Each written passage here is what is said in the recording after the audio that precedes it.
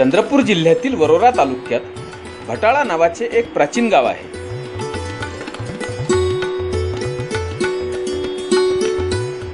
गावाबाहेरून जाणाऱ्या रस्त्यालगत एका उंच टेकडीवर असलेले प्राचीन मंदिर आपले लक्ष वेधून घेते.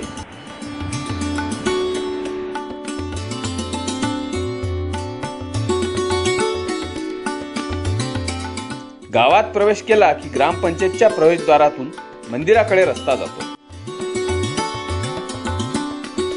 समोरच थोड्या उंचीवर एक भव्य मंदिर दिसते.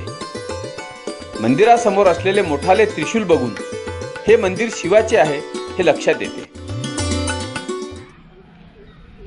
वर्ध्यावरून वरोऱ्याकडे जात असताना भटाळा नावाचं एक गाव लागतं.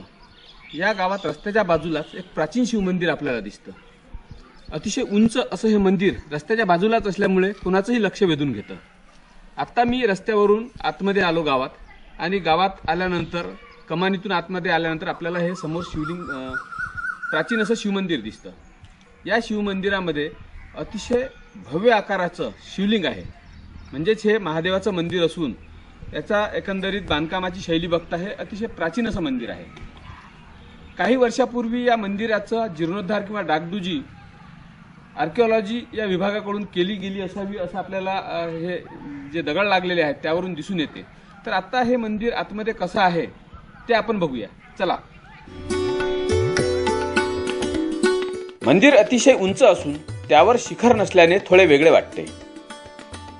शिखर नसल्याने स्थानिक लोक यास भोंडे देऊळ असे म्हणतात. समोरील फरसबंद पटांगणातून थेट मंदिराच्या अंतराळात प्रवेश होतो. अंतराळाच्या द्वारात एकामागे एक असे लागून 4 खांब असून यातील आतील खांबांवर सुबक नक्षीकाम असून बाहेरील खांब मात्र तितके सुबक केलेले नाहीत. अंतराळ जरा निमुळते आणि लांबट असून मध्यात काळ्या पाषाणातील नंदी बसवलेला आहे. अंतराळाच्या छतावर सुद्धा नक्षीकाम केलेले आहे. अंतराळाच्या समोर अंधारा गाभारा असून गाभाऱ्याचे द्वार पंचशाखा प्रकारातील आहे. यातून प्रवेश केला की समोरच भव्य आकाराचे गर्भगृह असून मध्यात भव्य आकाराचे शिवलिंग आहे. 4 फूट उंच आणि 8-10 फूट लांब आकाराचे हे शिवलिंग या मंदिराचे खास वैशिष्ट्य आहे.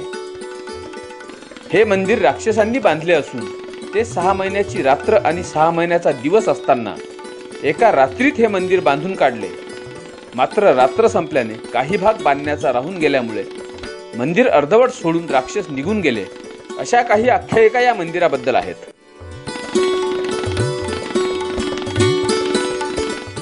हे शिवमंदिर पूर्वमुखी असून उंच मंदिराच्या बाह्य भिंती सपाट आहेत.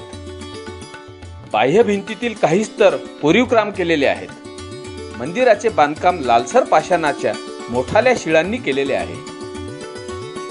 अंतराळाच्या बाह्य भिंतीवर डाव्या व उजव्या बाजूवर देवकोष्ठ असून त्यामधील मूर्ती भग्नावस्थेत आहेत.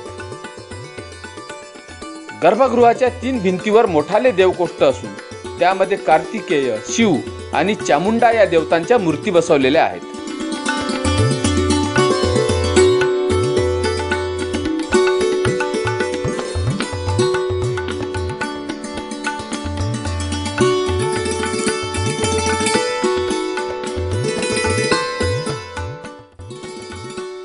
मंदिराची शंकुळी उत्तरेस असून या बाजूवरील भिंतीत छतावरील पाणी बाहेर पडण्यास दगडी पन्हाळी सुद्धा केलेल्या दिसतात.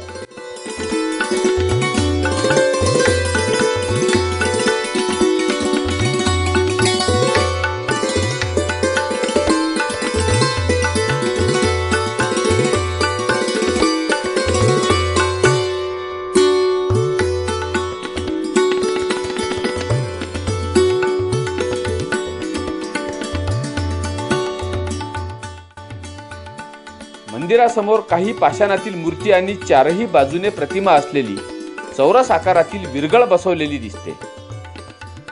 स्तंभ विरगळ किंवा चतुर्भुज विरगळ अशी ओळख असलेला हा विरगळ प्रकार साधारणतः यादव काळातील असावा असे मानले जाते.